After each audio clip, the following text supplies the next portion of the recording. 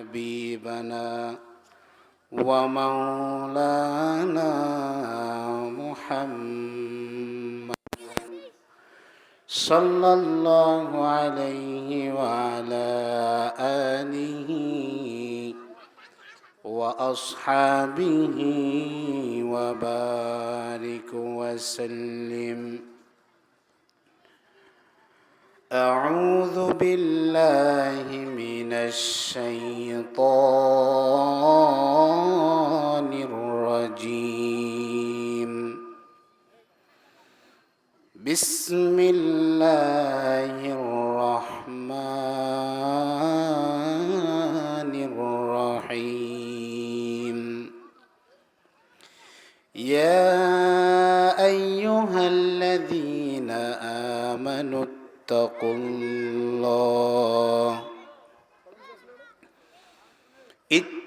الله ولتنظر نفس ما قدمت لغد واتقوا الله إن الله خبير بما تعملون. وقال الله تعالى في كلامه المجيد: يا أيها الذين آمنوا اتقوا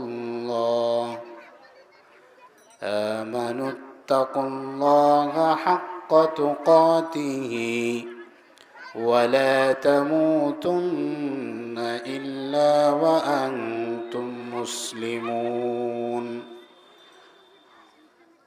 قال رسول الله صلى الله عليه وسلم: لا يبلغ حقيقة التقوى حتى يدع ما هاك في صدري. رواه البخاري. আলহামদুলিল্লাহ, স্থানীয় তরুণ যুব সমাজের উদ্যোগে তৃতীয়তম আজকের এই বরকতময় তাফসিরুল কোরআন মাহফিলের সম্মানিত সভাপতি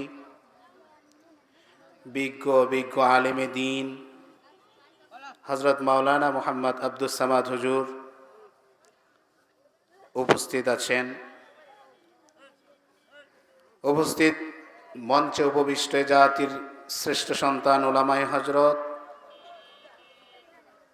আমার সামনে উপবিষ্ট দিনদার ইমানদার সম্মানিত তৌহিদি জনতা, পর্দার অন্তরালে অবস্থানরত আবেদা সালেহা, পর্দানিশী মা ও বোনেরা, সকলকে আবার ইসলামিক সম্ভাষণ জানাচ্ছি। আসসালামু আলাইকুম ওয়া রাহমাতুল্লাহি ওয়া বারাকাতুহু। আমরা প্রথমেই আল্লাহ পাকের কৃতজ্ঞতা জানাই। আল্লাহ সুবহানাহু ওয়া তাআলার প্রশংসা আদায় করছি যে মহান মালিক, যে মহান আল্লাহ সুবহানাহু ওয়া তাআলা আজকের এই তাফসীরুল কোরআন মাহফিলে আপনাকে আমাকে আসার সুযোগ করে দিয়েছেন। এই মুহূর্তে কত মানুষ টিভির সামনে বসে আছে, কেউ বা নাচ গানে ব্যস্ত, কেউ বা টিভি সিরিয়াল, ছবি, টিভি নাটক ইত্যাদি দেখাতে ব্যস্ত। আল্লাহ সুবহানাহু ওয়া তাআলা আপনাকে আমাকে জান্নাতি বাগানে আসার তৌফিক ইনায়াত করলেন, সুযোগ করে দিয়েছেন। এই জন্য সকলেই মহান মালিকের দরবারে অন্তরের অন্তঃস্থল থেকে অবনত মস্তকে আল্লাহর কৃতজ্ঞতা জানাচ্ছি। সকলেই মন থেকে বলি আলহামদুলিল্লাহ। দরুদ ও সালাম পাঠ করছি যিনি মহান নেতা, রাসূল আরবি, সাইয়্যিদুল মুরসালিন, নবিয়ুল মুজনাবিন, নবীদের নবী, নবিকুল শিরোমণি জনাব সাইয়্যিদনা মুহাম্মদুর রাসূলুল্লাহ। সকলে পড়ি সাল্লাল্লাহু আলাইহি ওয়াসাল্লাম। সম্মানিত হাজিরিন, আমরা আজকে সজ্জিত এই জান্নাতি বাগানে আসতে পেরে খুশি না বেজার? আমরা এই জান্নাতি বাগানে আসতে পেরেছি, এখান থেকে কোরআনের আলোচনা শুনব। দেশ বরণ্য আলেমে দ্বীন আজকে আমাদের মাঝে তাফসীর পেশ করবেন কোরআন হাদিস থেকে। আমরা শুনব, যারা এখানে আমরা আসতে পেরেছি কোরআন হাদিসের আলোচনা শুনব, আমাদের ঈমান বাড়াইয়া দিবেন কে? এতে কোনো সন্দেহ আছে? কোনো সন্দেহ নেই। একজন ঈমানদারের, একজন মুমিনের আল্লাহর কোরআনের প্রতিটা শব্দের প্রতি ঈমান রাখতে হবে। কথা বলুন ঠিক কিনা? আল্লাহর কালামের প্রতিটা অক্ষর, প্রতিটা শব্দ, প্রতিটা আয়াত সত্য, এতে কোনো সন্দেহ নাই। কথা বলুন ঠিক কিনা?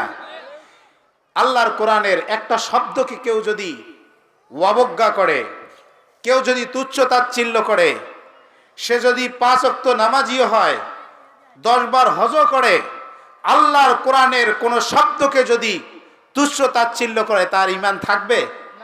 তার ঈমান থাকবে না।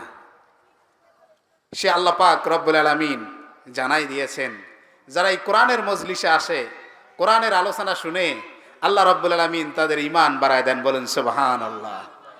তাহলে আজকে আমরা এই জান্নাতে বাগানে আসার পর বসতে পেরেছি, খুশি হয়েছি।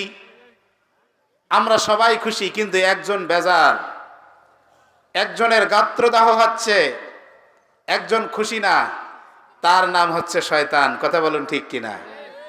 শয়তান ওয়াসওয়াসা দিচ্ছে, শয়তান ষড়যন্ত্র করতেছে কিভাবে এই কোরআনের প্যান্ডেল থেকে মানুষদেরকে সরানো যায়। শয়তান এখানে অনেকটা সাকসেস হয়েছে, শয়তান অনেকটা সফল হয়েছে। কারণ বনি আদমকে কোরআন থেকে আলাদা করার জন্য কোরআনের মঞ্চে, কোরআনের মাহফিলেও ষড়যন্ত্র করতেছে শয়তান। সফল কিভাবে হলো দেখুন। এই প্যান্ডেলের ভেতরে অল্প কয়েকজন মানুষ, 100 কাছাকাছি হবে, কিন্তু আমার সামনে যে রাস্তা দেখা যাচ্ছে সেখানে অসংখ্য মানুষ দোকানপাটে আড্ডা দিচ্ছে। তো সম্মানিত হাজিরিন, আমি সেই সমস্ত ভাইদেরকে বলবো, আপনাদের যদি ঈমান বাড়ানোর প্রয়োজন আছে, সওয়াব নেওয়ার উদ্দেশ্য আছে, তাহলে আর রাস্তাঘাটে থাকবেন না, সরাসরি কোরআনের ময়দানে চলে আসুন। এখান থেকে কোরআনের আলোচনা ইনশাল্লাহ শুরু হবে। সম্মানিত হাজিরিন, আজকে আমরা যে দেশে বসবাস করি, এই দেশটা এখন একটা অশান্ত দেশ। কথা বলুন ঠিক কিনা? প্রতিটা জায়গায় শুধু দুর্নীতি আর দুর্নীতি, দুঃশাসন, কোথাও মানুষ শান্তি পায় না। যেদিকে তাকায় শুধু অনাচার, দুরাচার, দুঃশাসনে ভরপুর। সম্মানিত হাজিরিন, শান্তি ফিরে পাওয়ার জন্য, শান্তি পাওয়ার জন্য আল্লাহর কোরআনের দিকে আমাদেরকে ধাবিত হতে হবে। কারো যদি কোনো ধরনের অসুখ হয়, অসুস্থ হয়, ডাক্তারের কাছে যায়, ডাক্তার প্রেসক্রিপশন করে দিল যে আপনি এই ওষুধগুলো কিনে খাবেন।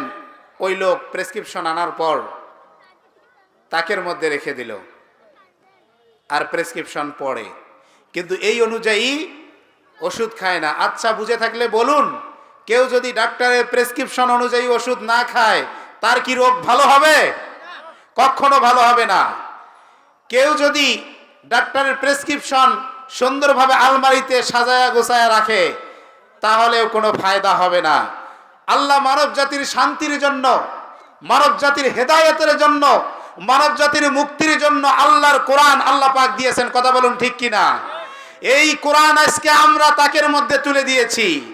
আমরা 5 ওয়াক্ত নামাজ পড়ি, মসজিদে কোরআনের আইন চাই, কিন্তু কোরআন দিয়ে রাষ্ট্র সমাজ, কোরআন দিয়ে ইসলাম, ইসলাম দিয়ে রাষ্ট্র সমাজ পরিচালিত হবে, এটা আমরা অনেক মুসলমানে চাই না। কথা বলুন ঠিক কিনা? আবার অনেক মুসলমান আছে বলে যে ইসলামে কোরআন দিয়ে রাজনীতি করতে হবে। এটা কোথায় পাইল? এরকমও শয়তান মুসলমান আছে। সম্মানিত হাজিরিন, কোরআন দিয়ে যদি এই দেশ চলে, এই অদেশ আর অশান্ত থাকবে না। এখানে শান্তি অবশ্যই অবশ্যই প্রতিষ্ঠিত হবে। সম্মানিত হাজিরিন, তাহলে আমাদের সবাইকে কোরআনের দিকে ফিরে যেতে হবে। আল্লাহ তাআলা আমাদের সবাইকে কোরআনের উপর আমল করার তৌফিক দান করুন। সকলে বলি আমিন। সম্মানিত হাজিরিন, যারা এখনো রাস্তায় দাঁড়িয়ে আছেন, তাদের প্রতি আমার অনুরোধ, আর দাঁড়ায় থাকবেন না, আপনারা কোরআনের মঞ্চে চলে আসুন। এত বড় প্যান্ডেল, ফাঁকা আছে, কিন্তু আপনারা রাস্তাঘাটে চলাফেরা করতেছেন। না জানি আপনার কোন কথা হেদায়েতের মাধ্যম হবে। এই জন্য আপনারা আর এদিকে ঘোরাফেরা না করে সরাসরি মাহফিল প্যান্ডেলের ভেতরে চলে আসুন। সম্মানিত হাজিরিন, যারা কোরআন পড়তে পারে, যারা কোরআন জানে, কোরআন পড়তে গেলে দেখবেন যারা কোরআন পড়ে, কোরআনের মধ্যে একটি শব্দ এসেছে অসংখ্যবার, সেই শব্দটির নাম হচ্ছে তাকওয়া।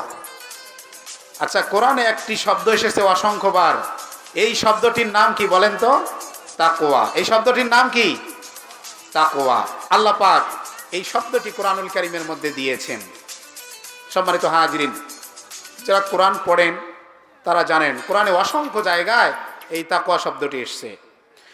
আল্লাহ রাব্বুল আলামিন বলেন, ইয়া আইয়ুহান নাসু উবুদু রাব্বাকুম আল্লাযী খালাকাকুম ওয়াল্লাযীনা মিন ক্বাবলিকুম লাআল্লাকুম তাত্তাকুন।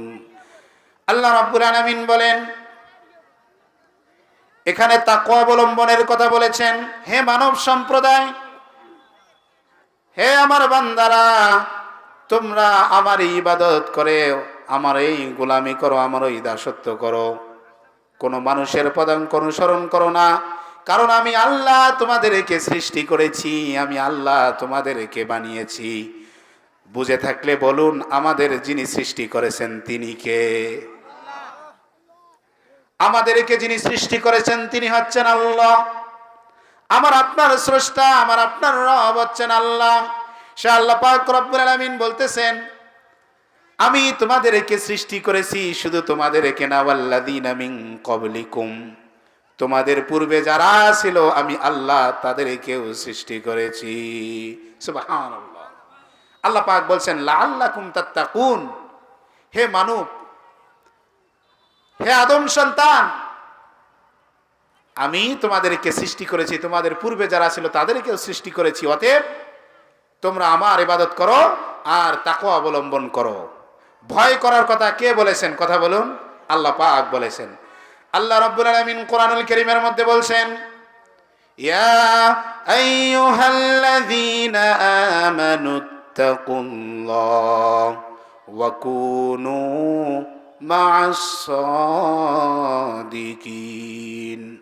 রব্বুল আলামিন বলেন, হে ঈমানদারগণ, তোমরা আমি আল্লাহকে ভয় করো, পৃথিবীর কোনো নেতা নেত্রীকে, পৃথিবীর কোনো মানুষকে ভয় করো না, আমি আল্লাহকে ভয় করো।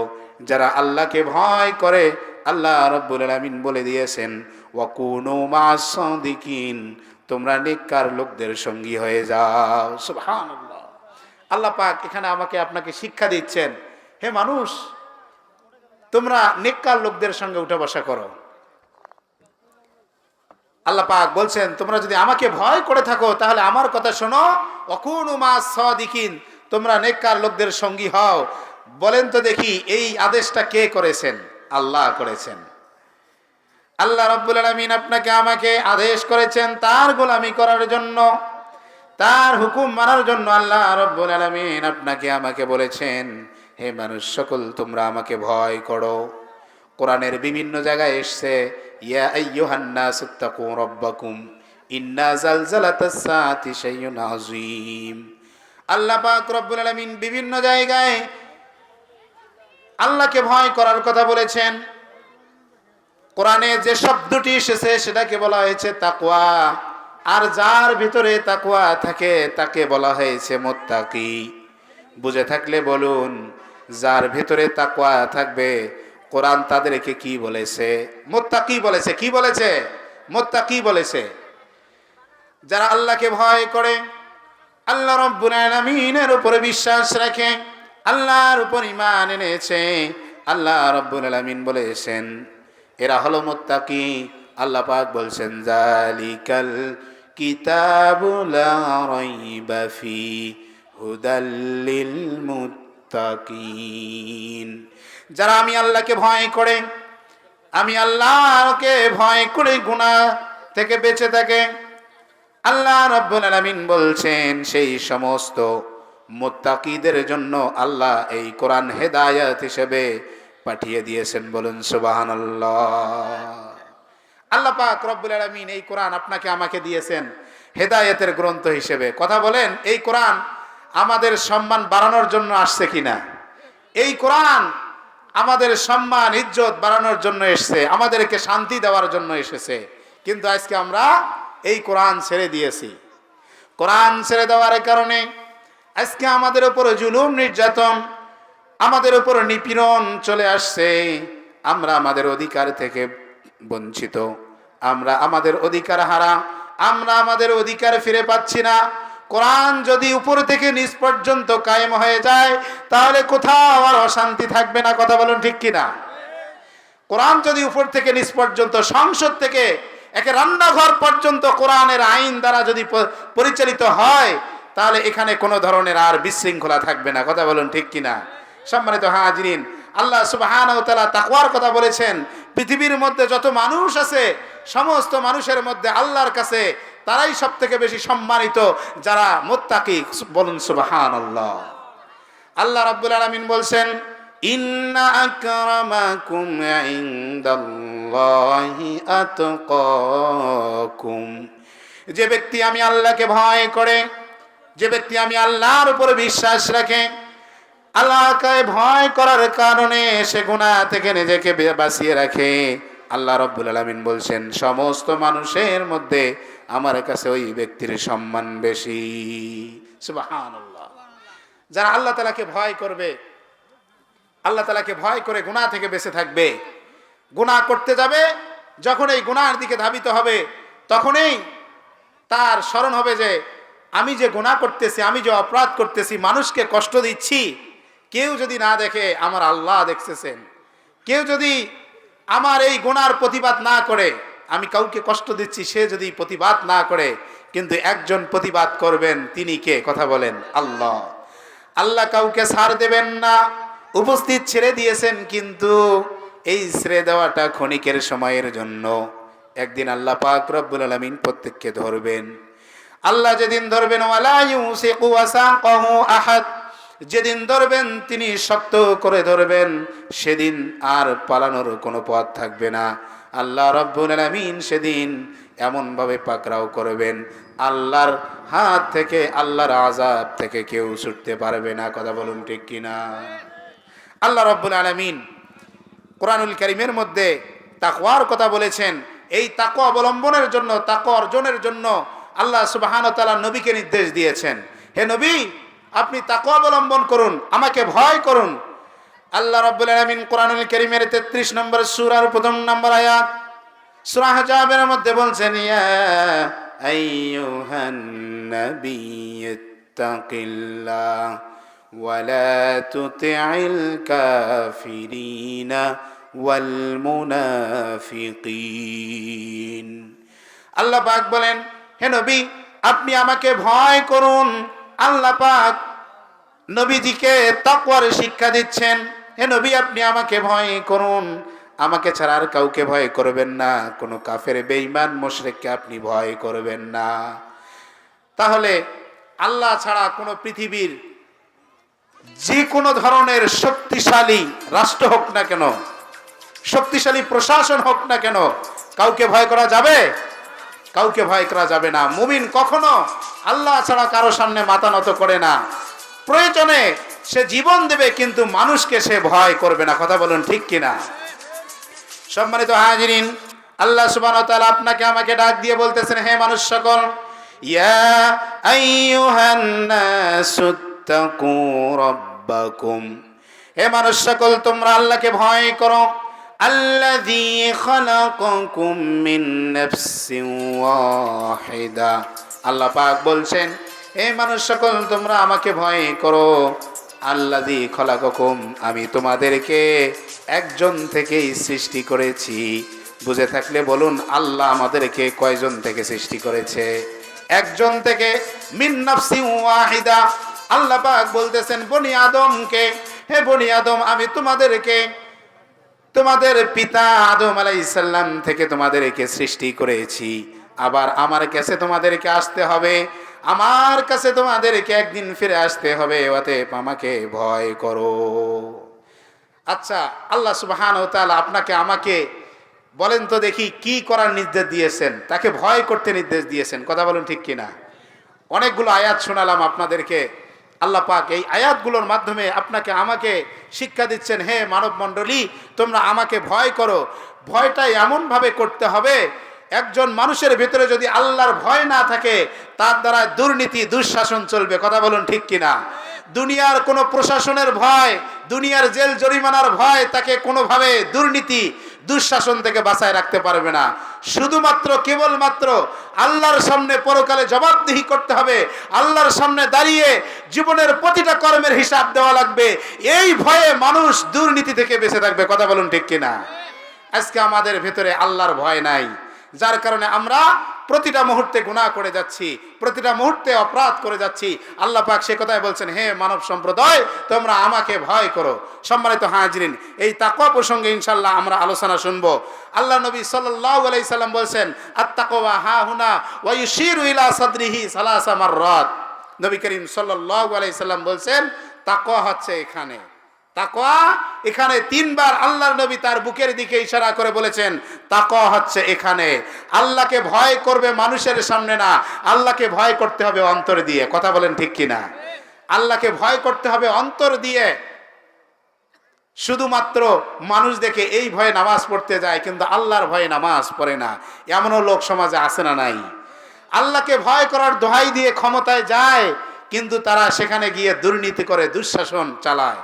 সম্মানিত হাজিরিন, এজন্য আলী রাদিয়াল্লাহু তাআলা আনহু বলছেন, চার জিনিসের নাম তাকওয়া, চার জিনিসের নাম তাকওয়া।